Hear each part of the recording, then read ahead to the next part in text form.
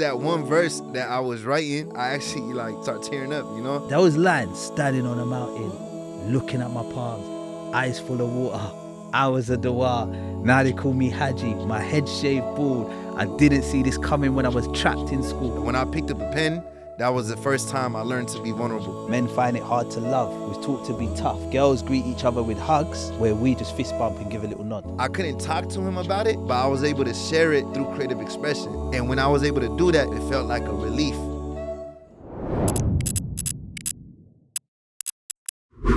Bismillah, alhamdulillah, wa salatu wa salam ala rasulillah. Assalamu alaikum wa rahmatullahi wa barakatuh. Welcome back to another episode of the Muslimi Experience. I'm your host, Brother Boonaa Mohammed. Very excited to join us today. We have some amazing guests. As you know, our show, Mashallah, we are on a roll. We have, I would say, some of the dopest guests ever. But this episode is extremely special. The first time we're having two guests on at the same time. And they are two brothers that I am absolutely amazed by, Mashallah. We got my brother Muslim Belal and Essam joining us here today. Assalamu alaikum, guys. Wa alaikum salam. I didn't get the memo. Everybody's wearing black. I guess I did get the memo. We're all wearing black, mashallah. We all look good here. How you guys feeling, man? You good? Blessed, man. How's Canada for you? Cold.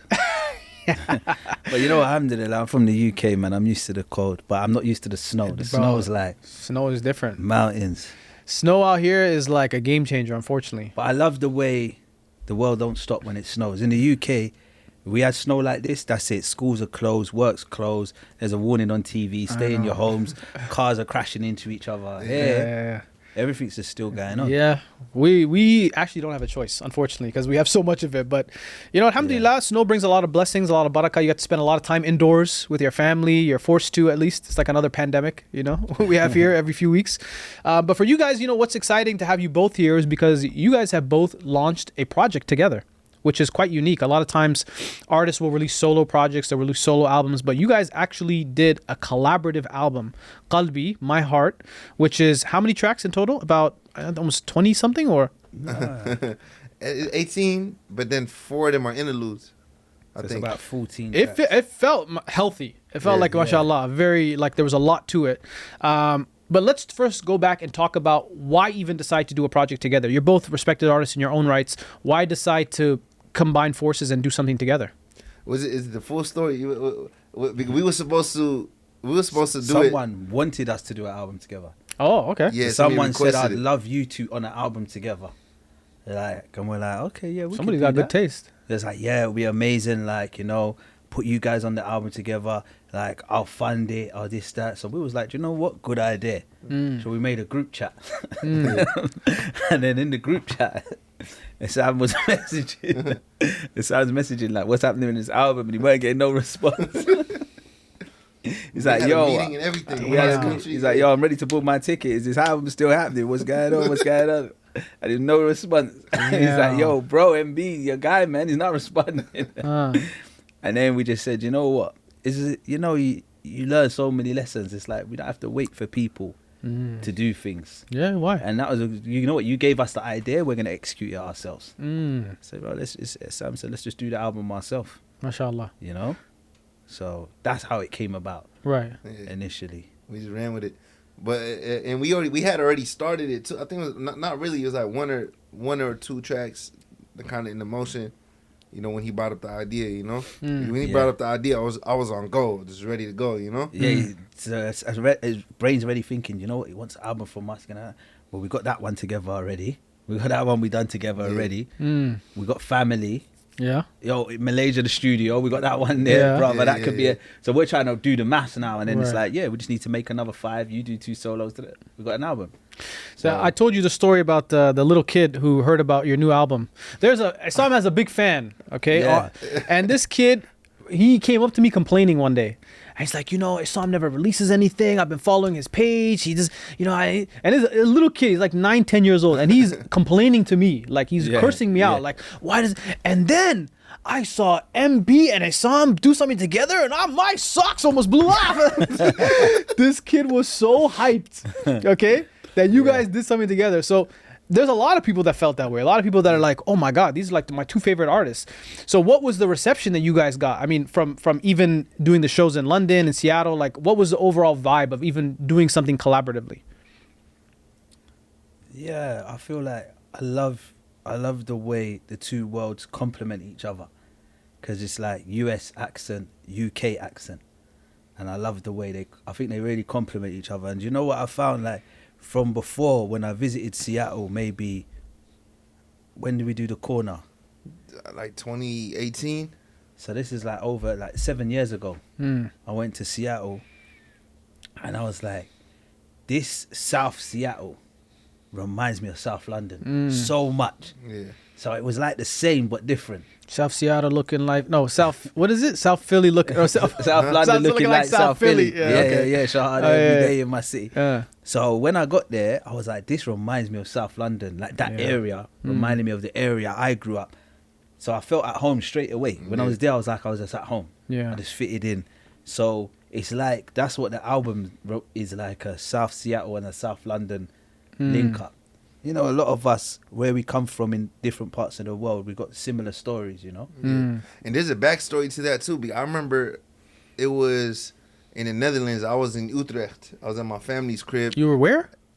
Say it again with confidence. Utrecht. Utrecht. Okay. Yeah. Shout out to my Utrechters. Yeah, but it's a city in the Netherlands. Right. And then I seen online that MB had an event in Rotterdam. So I just put up, you know, because I was out the country for a couple months. Yeah. And I took the train over there and I seen him, and subhanallah, like I remember MB, he talked to the organizer. He was like, yo, you know, get him a hotel, get him on the stage, line him up. You know, he just you know, kind of, you know, threw me into the mix. And subhanallah, in that few days that I was with them, I got the news that mind you, we lost a brother this a week before. You know, in Seattle, like one of my childhood, you know, friends.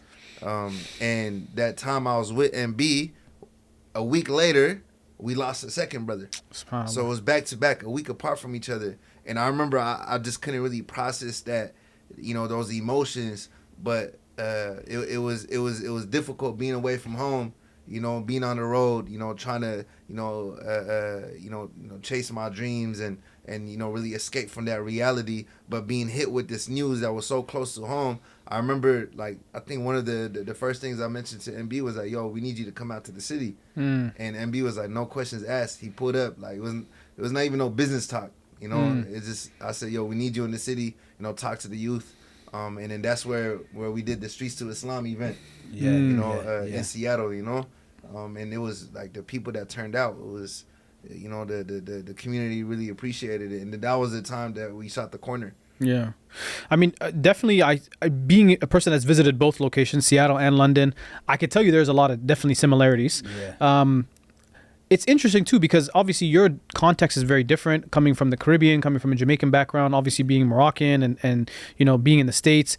What are some of the commonalities? Maybe we can spell it out for people. Like, what are some of the issues that we find plaguing both of our, you know, communities? And I can even extend that to here. Like, obviously, low employment rates. You know, a lot of kids don't find like their passion in life. And obviously, you have the Spot Project as well. But what are some of the issues you guys find that the youth are dealing with in both cities, that both communities are dealing with and grieving about?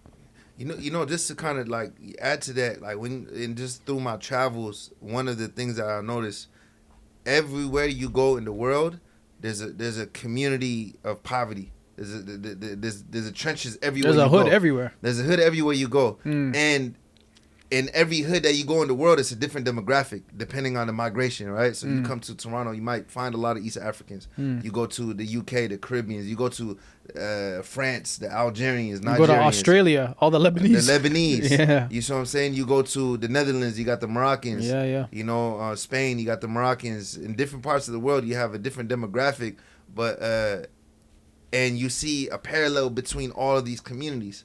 And in reality, a lot of these communities where it's like, when you look at it, it's like, is it a coincidence?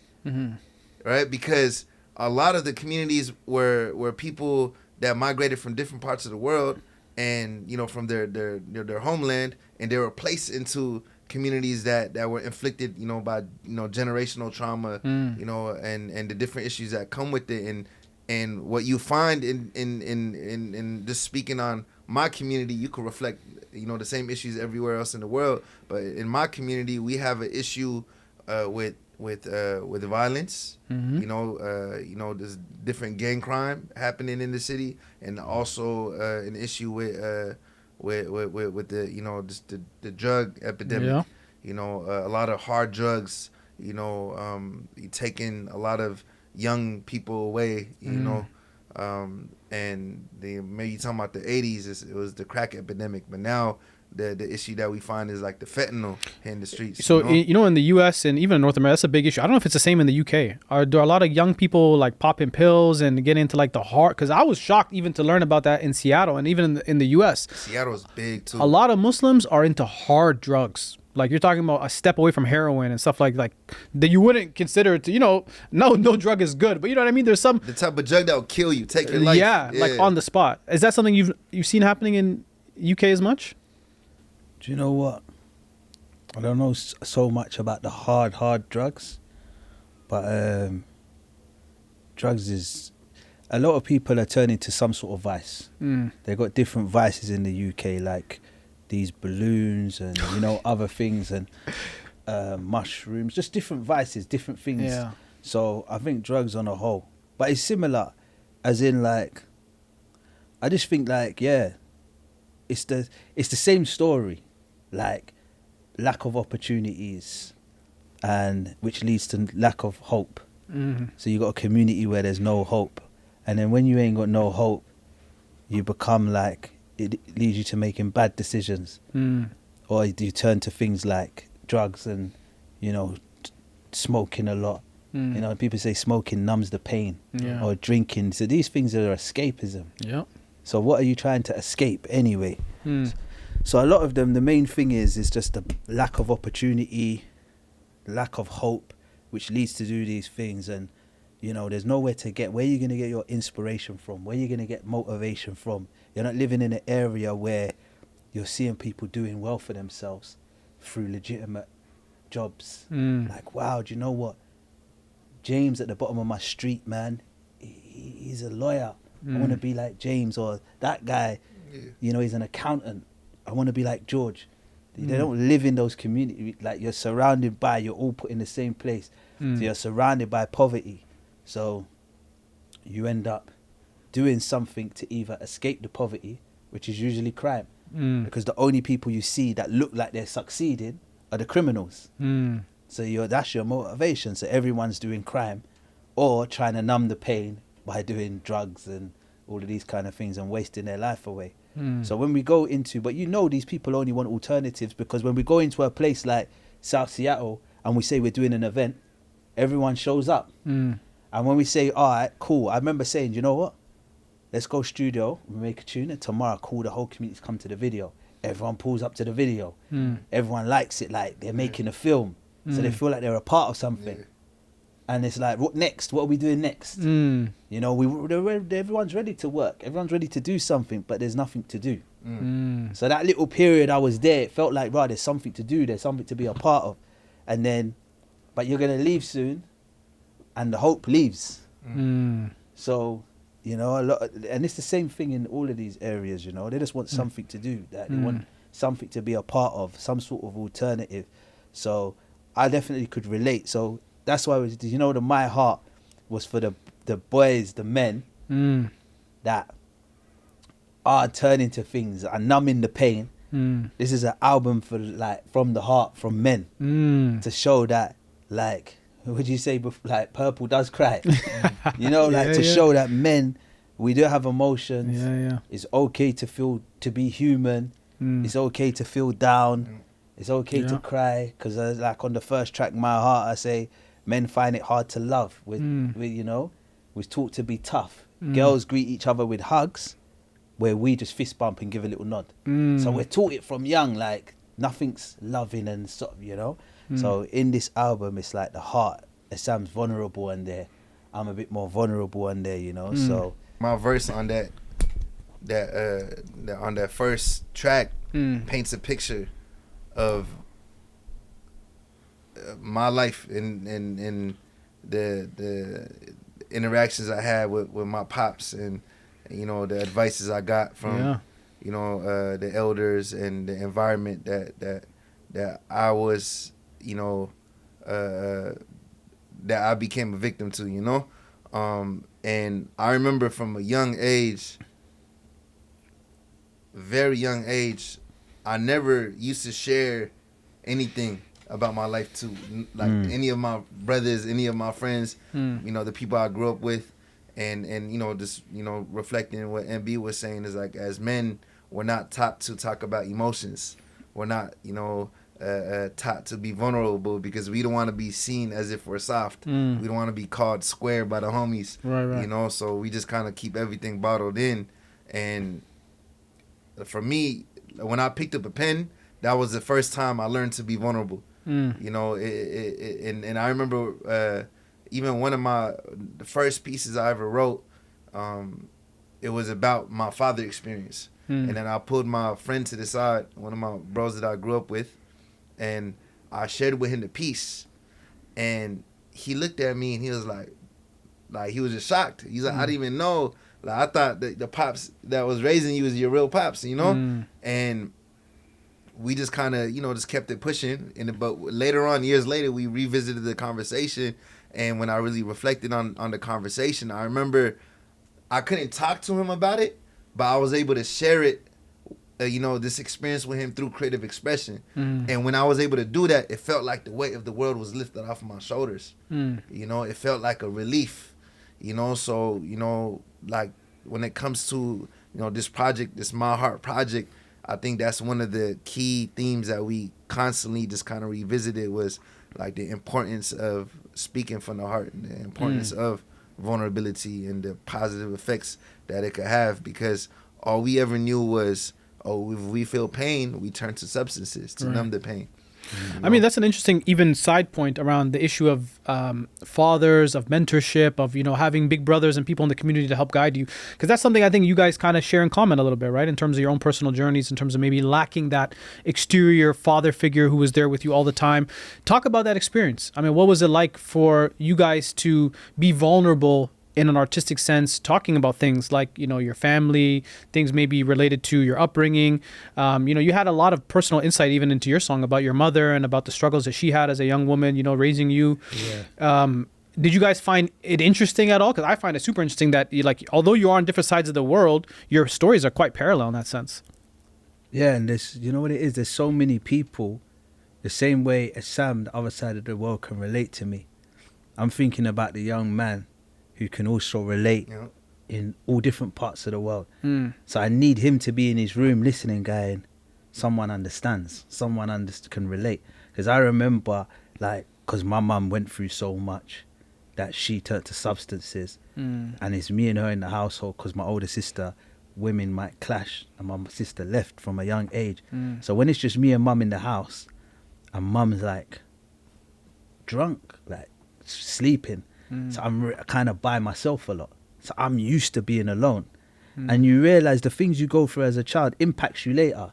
Because now I can't be around everyone too much. I realize that, like, I need to be alone a lot. Like, I need my own little time, like my own space. And then I enjoy people's company as long as I can go back, because that's how it was growing up. But what that does is, as a young man growing up, what we do is we suffer in silence. So this is like teaching you don't suffer in silence, because you ain't got that figure to go to and to talk to, so you suffer in silence. So I remember I was carrying that when I was young. I'm carrying it, the suffering in silence, so no one will understand why a small thing, and then I've gone crazy and I want to cry and I want to break everything around.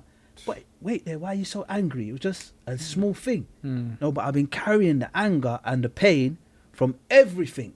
That small thing was just the one that triggered me and tipped me over the edge.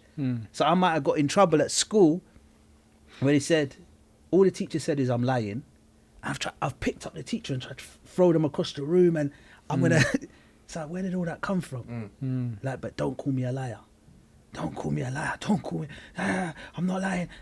Well, this kid's angry, but the anger's coming from because you've been holding it in. You're suffering in silence. So it's something. So what it is now this helped me. I learned from that, because my therapy, I used to talk to God, because my mum used to say God's the only one that can help us when we don't have nothing. You ain't got no one to turn to. My mum used to always say it, whether she's drunk or not, God's the only one that can help us. We ain't got no one else. So I used to talk to God in my room. That's why I said in Kabir, Mum sent me to my room to learn the Lord's Prayer. Like she just said, you better go and learn it off by heart, because my mum actually believes only God's going to help us. So you better go and pray. So I used to be in my room talking to God. Wow. But this is my therapy. I'm having conversations with Allah like I know He hears. That's what I said. I used to talk to God about everything in my room by myself. It was like I had a therapist. I'm just talking to God about my pain, from 8 years old, 9 years old, 10 years old, 'cause I never had no one. So I used to open up and talk to God. But that built a relationship which got me to where I am today. Because I had such a connection with God. When they talk to me about Islam and they're saying, you know, Islam just means one who surrenders themselves to God alone. I say, that sounds like, that's me. That's what you've been doing. On that. Yeah. I only surrender to God alone anyway. Akbar. So I said, there's no way it means that. What about those Asians and those Arabs and all of those extra things? He goes, go and look up just simply what is a Muslim. And I looked in a dictionary. It says one who surrenders themselves to Allah. In the bracket, like God. Yeah. Like that's it. I said, this is my path, because I'd already been talking to God. And the other thing is, I loved music. So it was talking to God or writing it down, the lyrics. So that was the only way to that was the outlet. Yeah. That was the outlet. And it just so happens that now those lyrics the world's going to hear. And it's like, well, that might be for that boy that is 12, 13, similar to me, or Essam, which is feeling all alone in a household or don't know how to open up. So it's important for some of us to put out these kind of things for those youngsters to be able to relate to. You don't know what anyone's going through. Sometimes some of these songs, you don't know. There could be a boy in the slums in Brazil that's a young, and he's listening, and he's like, bro, I was listening to your track Wonder, and that got me. MB, I was listening to your track like My Heart. So yeah, I think it's beautiful to see how even art can connect people in such a deep way, because I think what you guys are doing in terms of creating, you know, substance and art that has a meaning and is talking about, this is something that, like you said, a kid is listening to. They may not even understand English. Yeah. But they can feel the emotion. They can understand your background. They can understand where you're coming from. And I think you can reach people that sometimes even the imams can't reach. Even the shuyukh, even the du'at, you know, they might be on the minbar, they might try their best. But, you know, the moment somebody looks at you guys or they understand your background, it's a very quick, you know, understanding of, okay, no, I can trust these people. I know where they're from. And again, not to say you have all the answers, but it's to say that at least we are coming from the same place. Yeah. You know, talk to me about the album more. I mean, what song for you guys was like, is there a standout? I mean, Wonder obviously is a song that, you know, you shine on. You know, Greetings of Peace also is one of my favorite songs. My son loves that song, mashallah. Are there any songs specifically on the album that you guys really loved? Was there one that kind of stuck out that you said, no, this is going to be mine? Or are there ones that you knew automatically, you know, these are ones that we should do together? Off the top, my personal favorite is Will I See You Again. Really? Yeah. Why is that? You don't like that one? No, I mean, I just thought like something else might stick out, but why that one? No, I'm missing. But I don't know, man. It's like, and we were just talking about the track the other day. It's like that's the track of the album. It's really, that's the. It's emotional. It's but it's also uplifting. You know, it's not a sad track. You know, but I remember when I was writing that, we was in the studio. And mind you, the whole process, even keeping up with MB was a boot camp, you know. MB's a monster, man. Bro, he'll be done with a whole track, and I'm still writing my first verse, you know. Damn. But now I remember when we was in the studio and we was writing that, that was that one verse that I was writing, and I actually like I started tearing up, you know. You cried? Do you even know how to do that? Yeah, that is emotional. Do your tear ducts work? I cry all the time. You do? Okay, mashallah, good to know. It's addy, but okay, mashallah. But I remember getting emotional writing that. And even like the chorus, like it really hits home. Yeah. That's my personal favorite. It's for me. That's the track of that. Really, you as well. Yeah. It's too like the emotion of that track. But maybe it's because of where we was at, like, and what, like, it's too, even the chorus, when I just said, when the angel blows and we all fall down, will I see you again, bro, in the next round? Resurrection Day, and our name's called out. This is what we need. It's what we pray for. Now it's just like this picturing that will I see you again? Like in the next, like when it's all said and done, and the angel blows that horn. Will I see you again? And it just that line, them lines are my simple lines, but they touch me because all I think about is when I was in Hajj by myself. I didn't know anyone, and I stood on that mountain, and I'm just like, big conversation with my Lord. Allahu Akbar. Like on Arafat, I'm standing on Arafat, and I just remember we're making dua from Dhuhr to Maghrib till the sun comes down, and it's just like, so those lines, standing on a mountain, looking at my palms, eyes full of water, hours of dua. Now they call me Haji, my head shaved bald. I didn't see this coming when I was trapped in school. Those lines for me just sums up everything. It's like, look at where Allah brought me to, and look at where I was coming from. Like, I'm on the Mount Arafat now, looking at my palms, making hours of dua. Hajj, like that's the, you know what I mean? Yeah. So, and then he just comes in with, I'm gonna do it 2 times, one for me and one, and we didn't even. Yeah, I didn't hear his verse. Damn. Yeah, I didn't, bro. That was just off a vibe. I didn't, you know, you gotta listen. I didn't hear his verse. He didn't hear my verse. So it's mad. The contrast is crazy because he's talking about his experience in Hajj, and I'm talking about I'm trying to make Hajj, and I'm gonna take. And if I can't take my mama Hajj, then I'm gonna have to do it 2 times. You know, Because, that's crazy. You know, so that's when the verses start writing themselves at that point. Allah takes over. He's just there for the process. So that verse for me was like gratitude. Even when I say like, because I'm just summing it up. Like I said, I had lived 3 lives. I've had 3 names. I done my graduation. Now they call me doctor. It's like, this is just gratitude. Look at where I come, and look like So.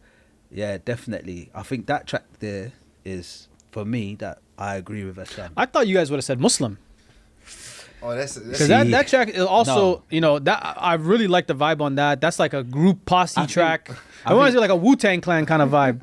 That's exactly you know, Triumph. Yeah. That's what the vibe I was getting. Triumph, Obama time. Yeah. That's what I was thinking. Like, we was talking. I said, no, we need everyone like just coming in. Yeah. Like, but I think that's the people's choice. Like that track's for the people. I feel like that's an anthem. Like, it's like. Yeah, that's the anthem. It's like, I didn't expect also that song to resonate so much with reverts, because when you look at the comment section, you see everyone being like, you know, Mashallah, January 30th, this is the day I took my shahada. That I've been a Muslim for that. It became a whole thing, a thread in the comments. So I was kind of like, damn, I didn't even realize people would gravitate to it in that sense. Like, but it is one of those things where, like, for a lot of people who maybe didn't grow up Muslim or who are adopting this identity a lot later on, it's one of those songs that makes you feel pride, like in a good way, about being a Muslim, which is, you know, something that we're not often given in this part of the world. You know? Yeah. No, Muslim. I love Muslim, man.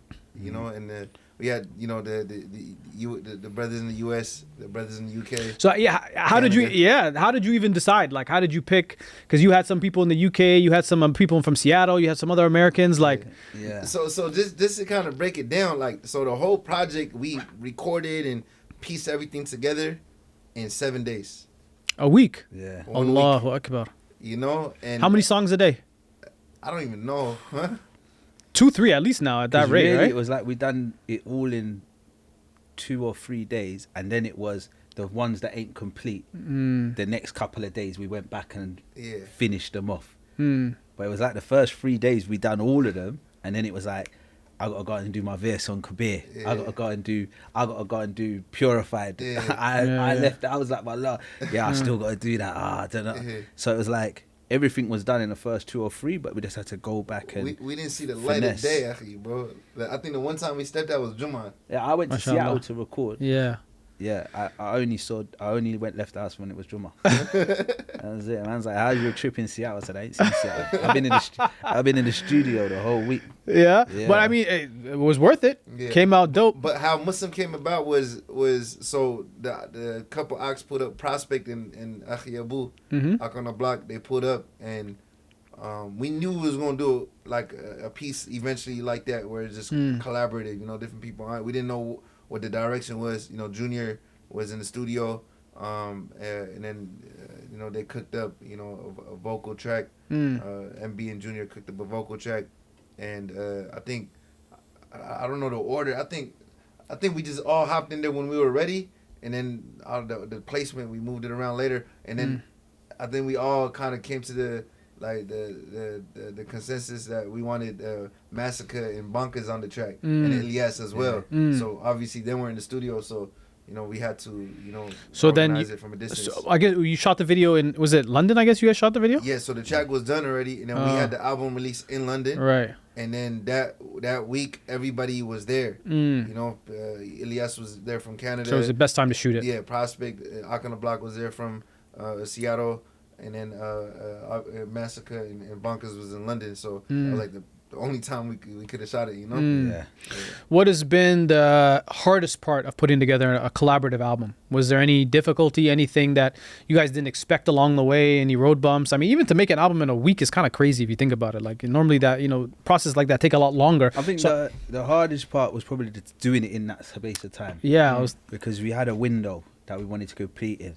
Because in all honesty, but I think there was beauty in that process, and it came out the way it was meant to come out. Because if we had the luxury of we're just doing an album in no time, then there's a lot more we would have done. Like Safe Adam, I would have got a joint with him. Let's do something. Yeah. Like Amin, let's do different days and take our time. But it was the hardest part was just being in that time. Like there were certain things was like, can you do that by this time? All right, you're not on the project. Like we need to finish by that time. We was cutthroat with this, but we had no choice, like, we just had a deadline, and it was like we got to work to that deadline. They say pressure bust pipes and make diamonds. Hey, there you go. This was an example of something that shined. And I'm not gonna lie, throughout this week there were so many moments where I feel like I couldn't do it. Like there's moments where I'm like, I don't know if I could write this much in this short amount of time, especially like trying to keep up with MB, along with Baddick. But I personally was struggling because I'm kind of like I need to feel the inspiration, But I pushed myself and I realized that it's really about just pushing yourself, and creating that discipline to set out and do whatever you want to do. You could do it. Don't let the second thoughts, stop you from following through. Because I think often sometimes people get caught up, let me perfect it, let me do this and that and the third, and you end up not even completing anything that you start. They call it analysis paralysis. Sometimes you think about something till you overanalyze it, and then you end up being like, all right, well, I can't make any moves. And I have many examples of different things I just never put out because of that. But I think that time period, because we didn't have the luxury of time, it definitely, I think that was a good. I think the title helped it because it's called My Heart.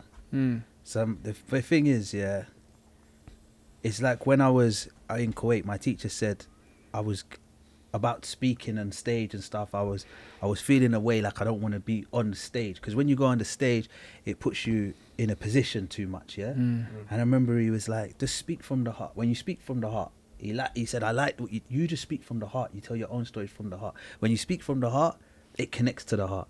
When it comes from the mind and all that, it's like it goes to the ears and it goes in their mind and they're trying to.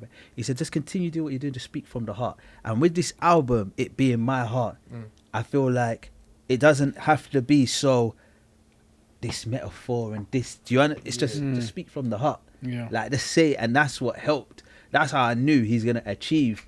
Like some of my verses, I'm doing them so quick because I'm just telling the true story, like of what happened that time and how it was. Most of my lyrics are like that. That's why if you say that MB writes so fast, it's actually not. It's because I'm just telling a story. It's like me saying, "Tell me what happened when you first started school." You're just gonna tell that story. So because I just tell true stories of how it was or what happened, it's just quick to tell them, and that's how I knew he was gonna destroy it. Like going, because it was like once he went into that zone of, oh no, I know what story I'm going to tell and tap in. That was it. Like I remember when he came in with Kabir, because I think I'd done Kabir, recorded it, and he just came in and was like, what? Like I just done it straight away. As soon as he played that backing for me, I went in there and I just went into my story as a child. GT with a 360 handlebars. I got my electricity key on my guy. 40 bars. He was like, bro, what was that? That was 40 bars. I said, I got to write 40 bars. That's what I said to him. And I didn't know that it was 40 bars. Damn. But I was just like, right, is that what it was? Yeah. Well, you got that. And then but then when he came back in, as soon as you started going, oof, Man. oof, Kabir, wow. I think was your mum there that day? Yeah, my mom came in. Yes, that was my mom's first ever studio session. Yeah. Wow. Yeah, she pulled up. That was a moment. Yeah, That was a moment. Her first ever studio session ever. Yeah, she pulled up and she witnessed, you know, the recording of Kabir. Talk to me about about MB's writing process, because it is very unique. I want to get into that too because it's interesting because like we spent the week together. So I you know, I've been in the studio with MB before, so I already knew, you know, I had an idea of what his process was like, but seeing him like on a daily basis and you know like this witnessing him, you know, kind of create the pieces, it's almost like I don't know if you notice it, but it's like the track will be playing and then MB will do this pacing in the room. He just walk around, start talking to himself. He start talking to him. He's writing in his head. Bro, listen, I always used to hear people talk about this style. Yeah. Like, I didn't believe it. Me They too. talk about Jay-Z did that. Yeah. They say Biggie used to do that. Yeah. They say a lot of guys who just literally go in the booth and freestyle. They say Lil Wayne does that. Yeah. I'm always like, that's BS. Like, you can't do that because it doesn't make sense.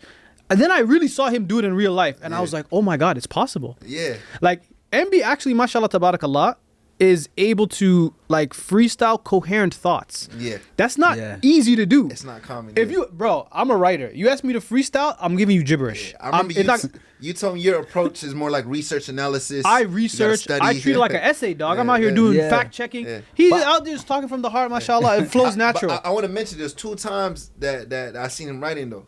I think 2 tracks if I remember correctly.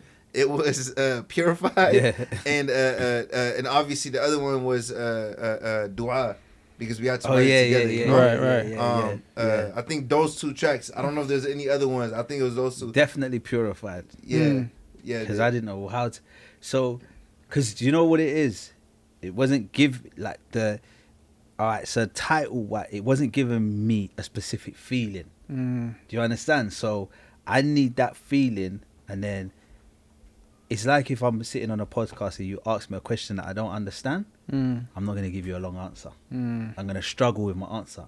If you ask me a question which I understand and I've got, I remember a time, I can go. So that's how it is with the tracks. So if we say like a track where it's like, this is the subject or this is the topic, I just think about that time and I'm ready to go. But it's crazy because you're actually like, you know the rappers do, they'll punch in, right? People will they'll go for a bar and then bar for bar. And you're not even doing that. You're not even doing that. You're doing but I've already done that in my head. Really? Yeah. So it's like with Rise Up. Ilyas saw it with Rise Up. So I just say play it, and I was so annoyed at us at the time as Muslims. So the track, he said to me, write a verse about them oppressing the Muslims, like the Islamophobia. And I was like, yeah, but look at us though, we oppress each other. Look at our comment section, we cuss each other.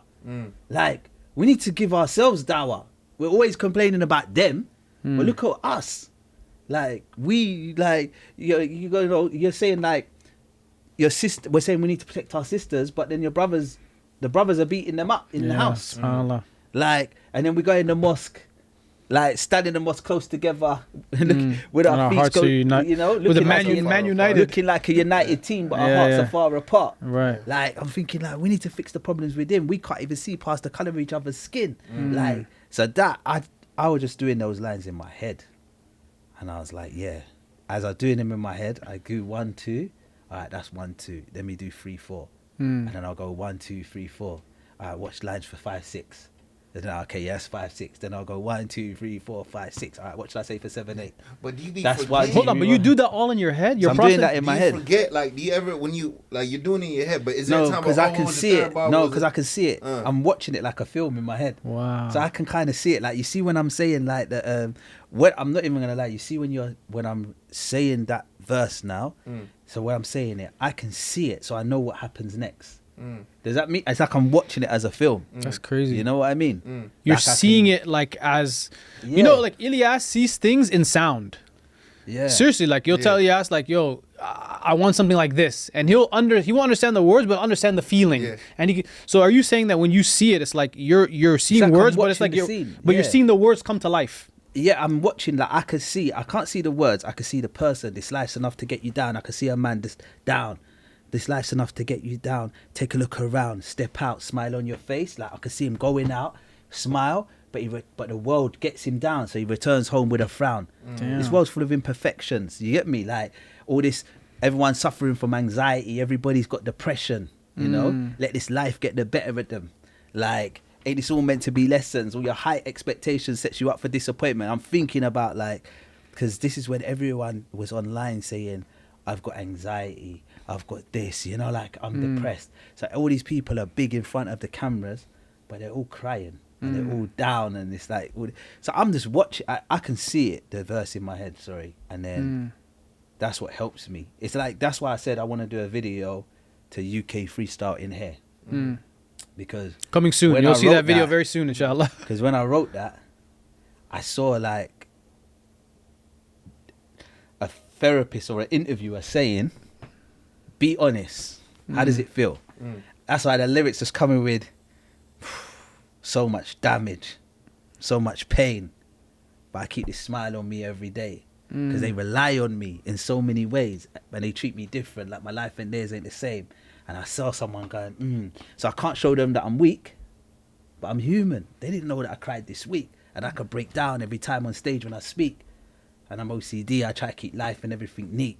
So I can imagine, so I'm watching it like he's talking. Yeah, so that's how I think, that process goes for me. But I feel like it's easier because it's very simple. I simplify everything. I think it's a lot harder to do that with the poets whose verses are a lot more complex, like a lot more wordplay going. But did you always have this skill set? Like, is it something you were doing from even back in the day? From back in the day, from primary school. Wow. From primary school, from church. Wow. I remember going away with my church, 10 years old, 11th, I was 10 years old. And then in the evening, they'll say, Ashley, do a performance for us. Do some songs. And I'll just stare, and I did it in a reggae style though. Everything was reggae style. And then in school, when it used to rain outside, they call it wet break. So you can't go outside to play. So we all stay in the hall. And they'll say, right, Ashley, do a performance. Perform some lyrics. And you just make it up? Yeah, I used to mix up some of the songs I used to hear, the reggae songs, and mix them up. Just improvise a little bit. Improvise and just do something on stage. Mix up a bit of MC Hammer with Vanilla Ice and Snow. Like, just mix it all up and make my own thing. Wow. Do you know those artists? Snow, Vanilla, maybe. It's our time. Maybe he's a young guy, That was my guy. MC Hammer. What? That was my guy. So talk to me about, it's a good transition actually, in terms of like, I want to talk about two things. One is your journey as artists, not getting into the history of it, but more along the lines of even when we connected. I think we met him together in Malaysia, didn't we? Malaysia, the same time. We did, right? Yeah, but Boonaa forgets he met me before that, but he didn't pay attention. Because he was just like some random kid. Like, first of all, I was like, why is this guy here? Like, how did you get here? But talk to us about, the journey of even connecting as artists. You actually were an established artist even before, meeting Essam. Essam, mashallah, we've seen his growth. We've seen, where he's come from and how he's matured and how he's now entered the scene. But for the audience that may not be familiar, like, when did you guys even connect? How did you link up? How were you introduced to his art? How were you introduced to his art? I remember the day we met, but I remember before we met even. So there was this...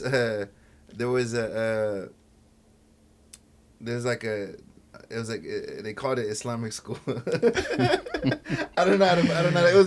It was more like a boot camp, or it was it was almost like a boarding school. Like, first day I went there, strip search, like, to the skin. That's not a regular Islamic school. But okay, this school, and my Sheikh Abdul Bari and a few other teachers, were there. Shout out Sheikh Abdul Bari. Shout out to him.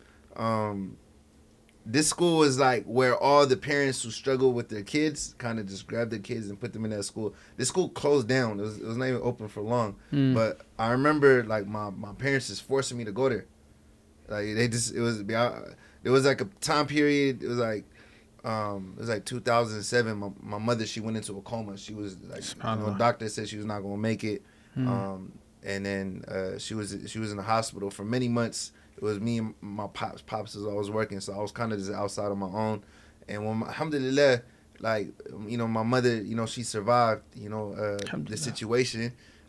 Even though, like, she wasn't the same anymore after this. But I remember my parents just kind of, after my mom came out, she noticed that I was not the person that she remembered, So I remember her just pressuring me to go to this school. So I went to this school, and this was like every brother from the ends, this is like every brother from the hood went to this school, everybody I grew up with. I heard you guys have metal detectors. Everything at this school, but when I tell you, madrasa with metal detectors, bro, can you imagine that? Bro, this school, mad thing, bro. Like, man, may Allah have mercy on. There's a lot of brothers that went to that school that's no longer with us now.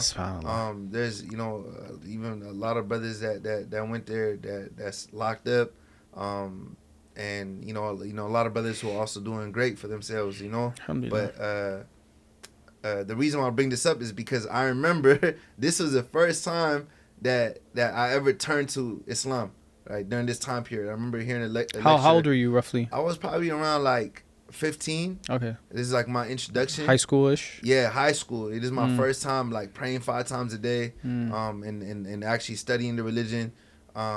This was like shortly after hearing a lecture about the hellfire. And that's what woke me up. I said it's over. And then the sheikh was like, only X amount of people are going to make it to Jannah, and I'm like, it's over. I gotta double down and lock in. So I learned how to pray. I learned how to read the Quran. I learned how to do everything for the first time. And this is the same time where we was as teens, we was going through YouTube. And we came across a Roadside to Islam. Really? Yeah. Wow. Yeah. So mind you, we're kids, and I remember I told Master this too. It's like we're kids in the other side of the world. Internet's not even that big at that time. Yeah. And we were consuming this content, and imagine the benefit that it had. Reaching a hood in a different corner of the globe. And it was not just me. It was a group of the brothers I was with. And that was my first time coming across your video. And I remember years later, subhanAllah, it's crazy getting into the whole concept of like healing and trauma. Like, yeah, we learned spirituality. I went to this Islamic school for 2 years, but after I went back, to the public schools, and it's like I turned to the lifestyle I was introduced to growing up like 100 times worse than ever. Even though I learned about the deen. So for me, my story was kind of backwards because I was exposed to the environment that I grew up in, and then I learned about Islam for 2 years. But it's like when I got released from the school, I became like 100 times worse than ever. And I started doing everything that you could think about. And I'm still a teenager. I'm like 16. I'm 17. I don't remember it was around. I'm still in my teenage years, and I felt like a lot of it was because I still had a lot of unresolved trauma. You see what I'm saying? And even though I was living that life and I was going hard, going hard in the paint. I was doing everything that was disappointing my parents and going against everything I learned from the teachers and whatnot. I still had this guilty conscience in the back of my mind, and I felt guilty about what I was doing, but it felt like I couldn't control it. It's just that's all I knew. That was the environment, and it was not just me; it was everybody else around me as well. Like some of the biggest members in the streets came from this Islamic school as well, and years later, life passed, and I think it was like I was 21, and my pops that raised me is from Cambodia, and I went to go visit him. And mind you, a North African kid in the village in Cambodia. I'm like in the village in Cambodia, and I'm living there for like a month. Like, oh wow, yeah, I immersed in the culture, and I'm talking about no electricity, nothing. Like it's in the like straight village. Yeah.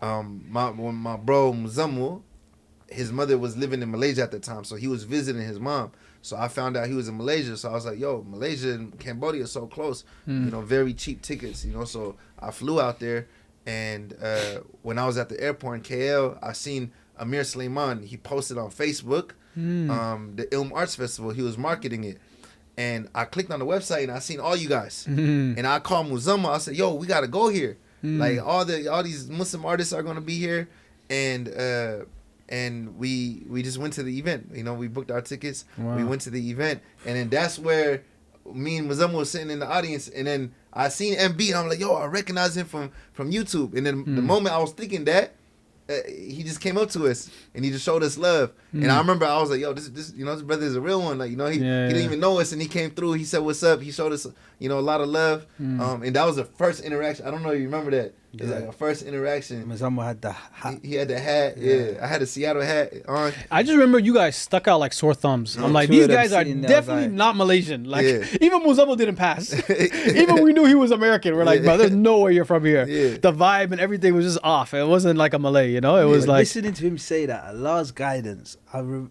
just thinking to myself, how Allah plans, like, for you had to go to Cambodia, yeah.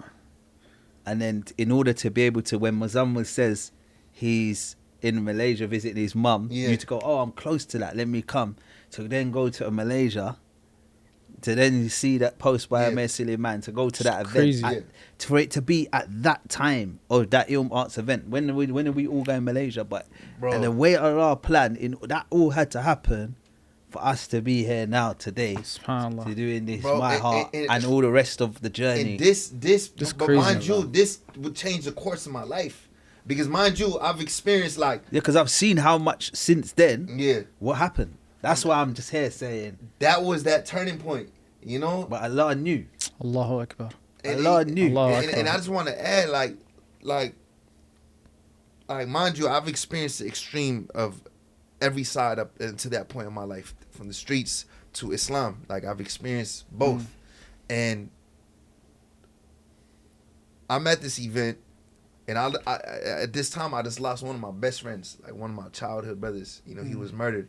May Allah have mercy on his soul. Yeah, I mean, And there was a performance that Aerosol Ali did called The Box. You was in the box. Yeah. And then it was reenacting the grave. You remember? I know you I guys do, remember yeah, this. yeah. Sister Naima Roberts was doing a poem from the perspective of a mother, and it would remind me of the interactions I had with my friend's mother, where she couldn't even hold a conversation when we would speak, because I would remind her of her son, and she would walk away in tears. And it was going on for you know, quite some time. And MB was like, "Yo, where am I at? Like, what is this? You know, like, he's waking up in the grave. Amir Suleiman is giving a poem. You know, we got Faisal and another brother doing vocal harmonies. And then I met you guys. I remember because Amir Suleiman came to the city many times. So Amir Suleiman, he brought us on the stage. He's a, hey, yo, hop on the stage. You know, so we started kicking with you guys. We was doing a little cypher session with G.I. Jabber. We was just having a lot of fun. Yes, Ibrahim was there too. Ibrahim Wow. was there. But what if I told you, Akhi, after this event was what sparked that spirituality in me again, like made me turn like full force into faith. And then this was like that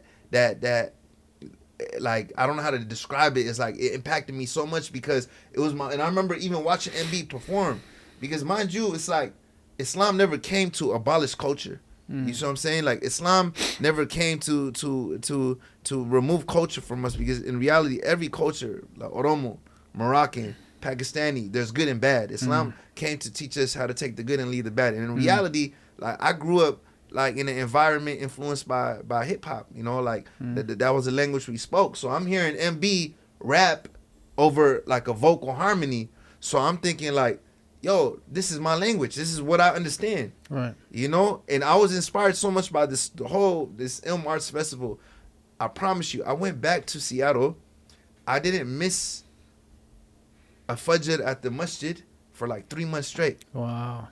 That's how, and this is the first time in my life. SubhanAllah. Like, I'm at the masjid every day for Fajr for 3 months straight. And I was so inspired. I remember telling Muzamma, next year I'm going to be on the stage. And then Muzamma, you know, he was doing his beatboxing at that time. He was going by CDQ. Yeah. That's where he laid down the West of My Home beat. You know, and I recorded to that with Petty. And then we released a video. And then that same next year, I was booked for the Ilm Arts Festival, the very same event. You know, and it's just crazy. that's, you know, like, I think that's what opened the doors for me even to be present over here today, you know. It's crazy the way Allah subhanahu wa ta'ala brings us together you know, different backgrounds, different walks of life, you know, UK, Seattle, whatever, right? You know, alhamdulillah, we're now here in Toronto, right? Like these borders are irrelevant.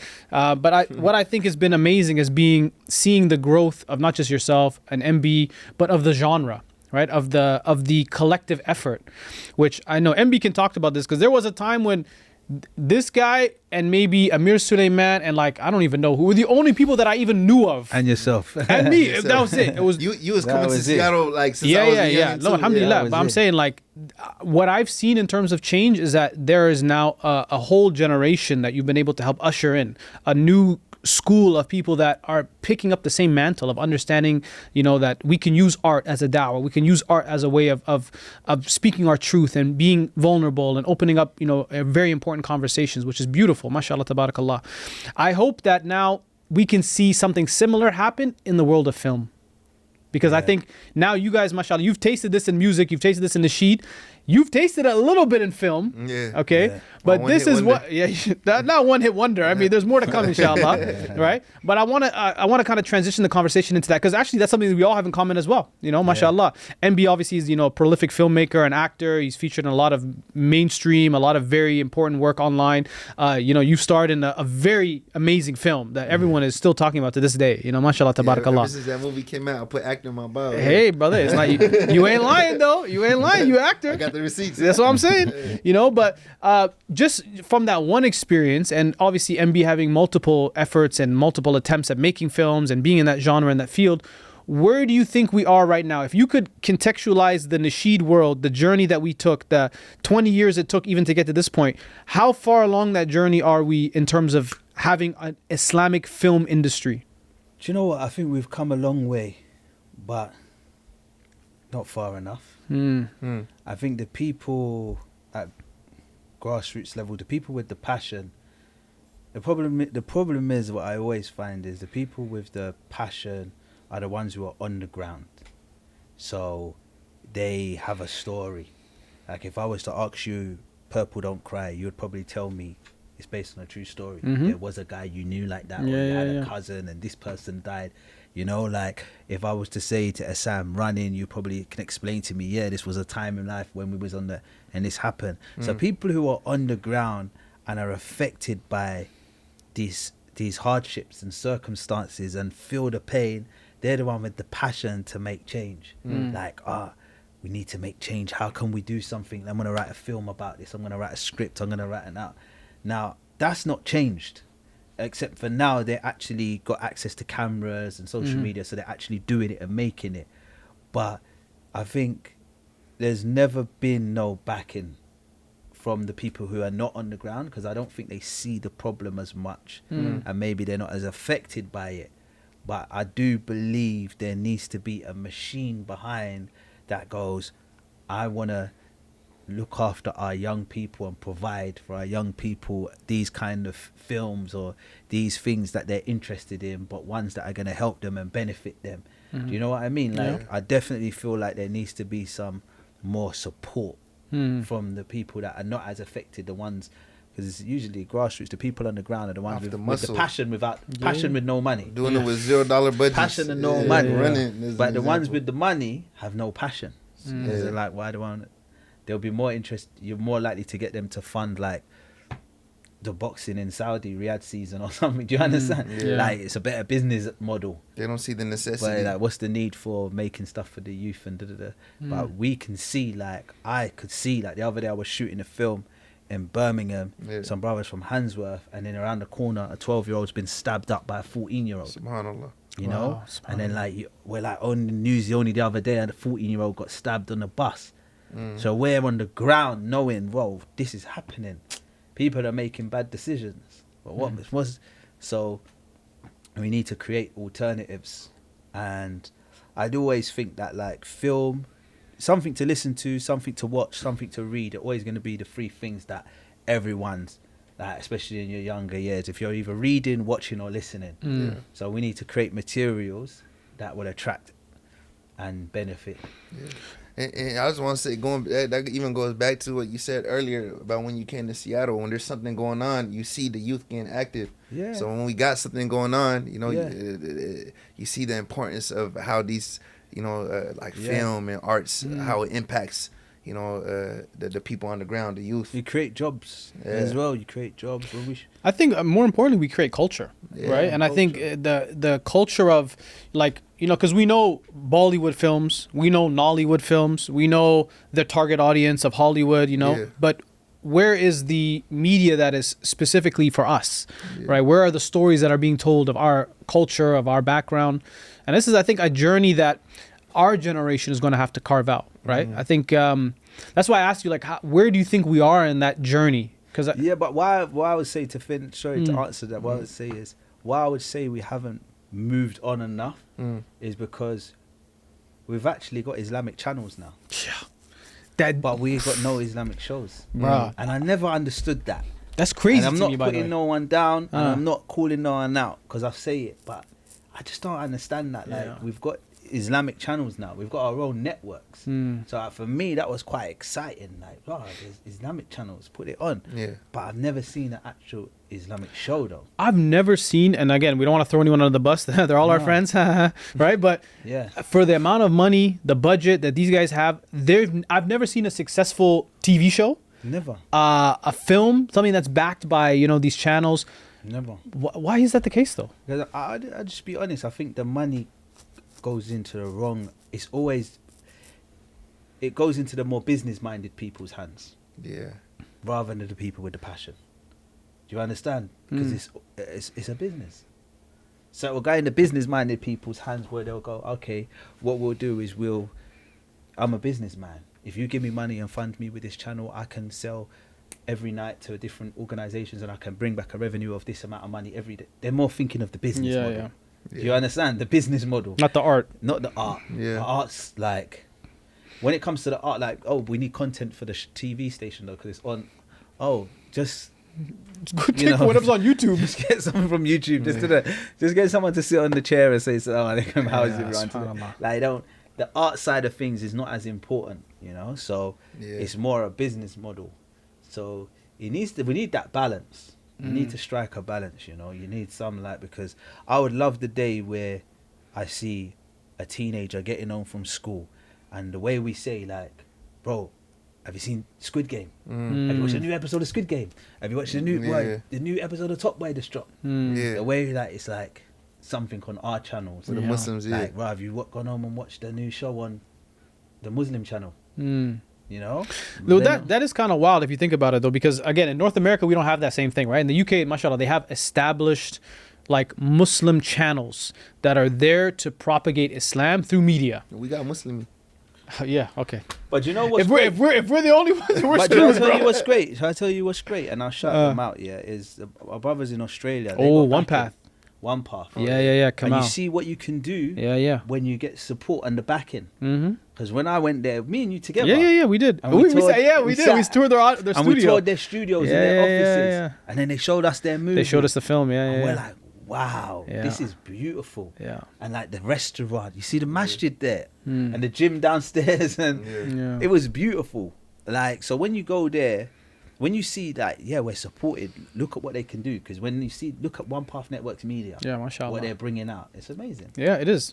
And you're right. I think, you know, there has to be institutional support, right? We need the support of them. I don't know if it has to be masajid per se, but like the institutions that involve our community that are there, that are taking donations, I do think they need to give back. There needs to be also a wing of that money, or a portion of that money that's put towards a media wing, or, you know, an opportunity for not just people like myself who are obviously, you know, media creators, but like the next generation, to even teach them how to pick up a camera, how to shoot.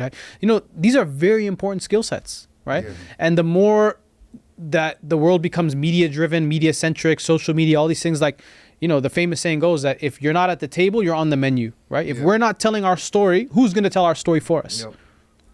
So, I mean, you obviously had your taste of film. You had your taste of filmmaking. What do you think needs to happen next? What would you like to see as a budding actor, as a writer? You know, where would you like to see support in this world of filmmaking? You know, ever since the movie released and we did the screening in Seattle, the screening in Seattle, it was at the big theater, the Seattle International Film Festival. There was a line wrapped around the building. Mm-hmm. It was sold out to the point where even the owners of the space told us, yo, we want you guys to come back. They never see that demographic. Yeah. And subhanAllah, I was gonna mention, ever since that movie released, the amount of youngins that is like, yo, Essam, bro, put me in the next film, and I can't even count. And that's just a testament of how many people is ready to just work. Yeah. And that might be their passion. That might be, you know what I'm saying, like that thing that really like changes their life, And I remember there was this young brother at the film screening, that was actually like, since he was very young, he was passionate about just recording videos. He always wanted to shoot videos and film and stuff like that. And he was at the screening, at the Purple Don't Cry screening, and just a week after the screening, he was murdered. SubhanAllah. And then we went to the janazah, and his mother came up to me and was like, my son really enjoyed your movie last week. And that just like, I didn't even know how to respond to that. But as I reflect, a part of me feels like, and this goes to answer your question, we need more resources to be able to provide the youth with platforms and resources to be able to pursue their passion on a regular basis.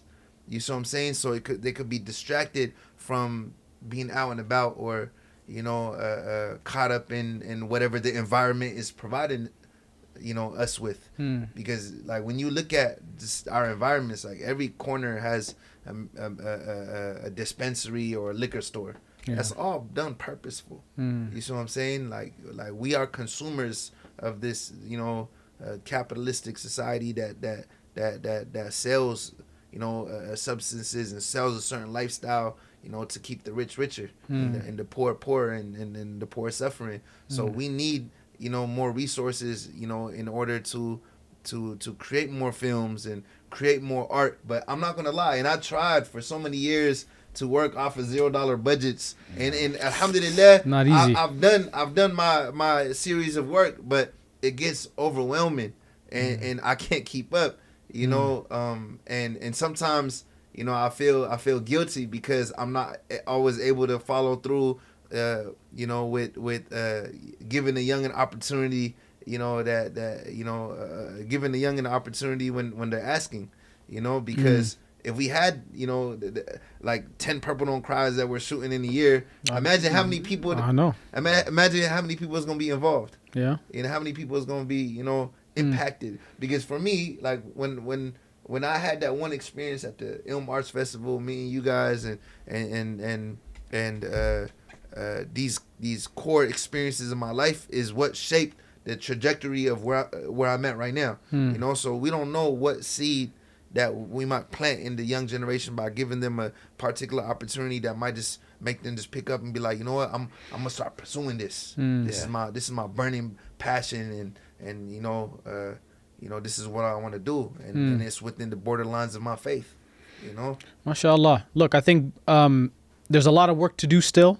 Inshallah, for us as filmmakers, as artists, I hope people are inspired by this. You don't know who's watching this right now. That could be the next, Muslim Spike Lee, or the next great, whoever, rapper, whoever. Maybe somebody's watching now that will, hopefully this will change their lives as well, inshallah. Yeah. But on behalf of the community, the ummah, I want to thank you guys for your contributions. Oh, you damn. Tell us, what's your favorite track on the My Heart album? Oh, damn. I thought we was wrapping up, bro. No, man, you gotta let us know.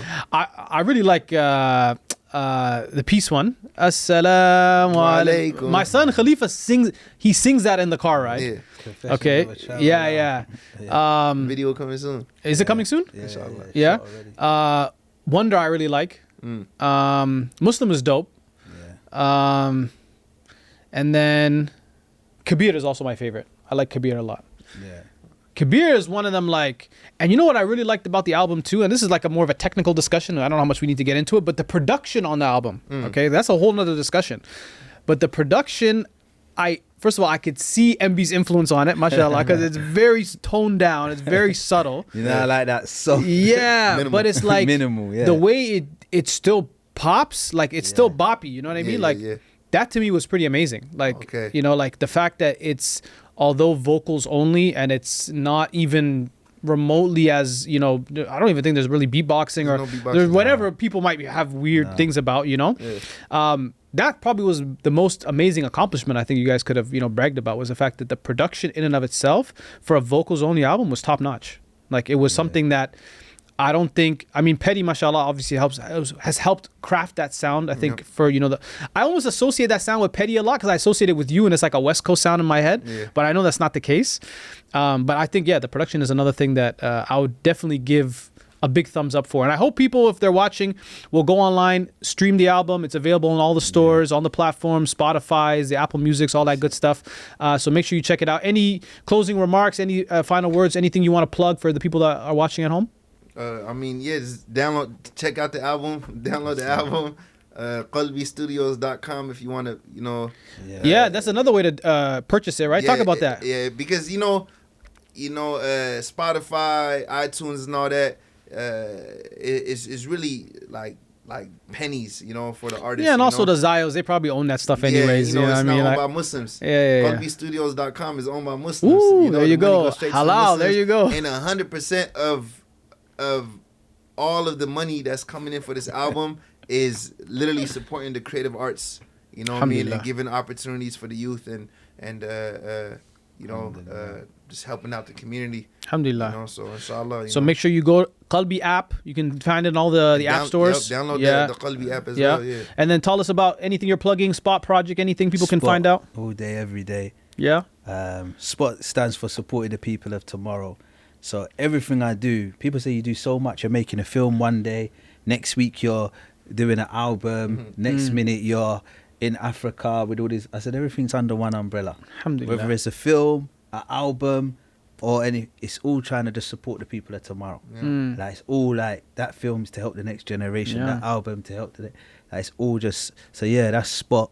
That's the charity Spot project, and even that, it does the same thing where we're bringing youngsters out there to our compound Spot Academy in Africa, and the same things happen. And the man will say that week I spent at Spot changed my life. So really, you're going there to do charity, but charity doesn't just benefit the one on the receiving end. It benefits the one that's giving big time, massively, because you know what, that's why I say thank you for giving us the opportunity to do this great work. So these people who come out there, we've got a masjid in our compound. They say this is the first time I started praying 5 times a day. Wow. This is the first time some people could have come and said, it's the first time I've been in the mosque. Or now being with you brothers is like a retreat for the whole week or 2 weeks doing this work. It's changed me. In Gambia, right? Yeah, so our main project's in Gambia. You know, we've got the school there, we've got the orphans there, the orphanage, and we're just building and growing. For me, I'm calling it now like Spot Universe, because when you walk through those doors, you're seeing primary school, nursery, primary school, all the way up to the skills center, to higher education, to teachers, and they've all come through the Spot series, you know. So shout out Abu Bakr Islam too, mashallah. Bro, one of the brothers behind the great work Spot's doing, mashallah. Behind it, man. Big up Spot, big up My Heart, Kalby album. Check them out, download everything now. Support our brothers. Check them out on social media, on IG. Support them. Purchase their music. Purchase their, you know, whatever they're selling. Just buy it. All right, we need the help, inshallah. Jazakallah khair for you guys giving me your time. Really appreciate you guys being part of this interview. And Jazakallah khair for everyone watching. Stay tuned for another episode of the Muslimi Experience coming to you very soon. I'm your host, Brother Boonaa Mohammed, signing off. Inshallah, we'll see you in the next one. Assalamu alaikum wa rahmatullah.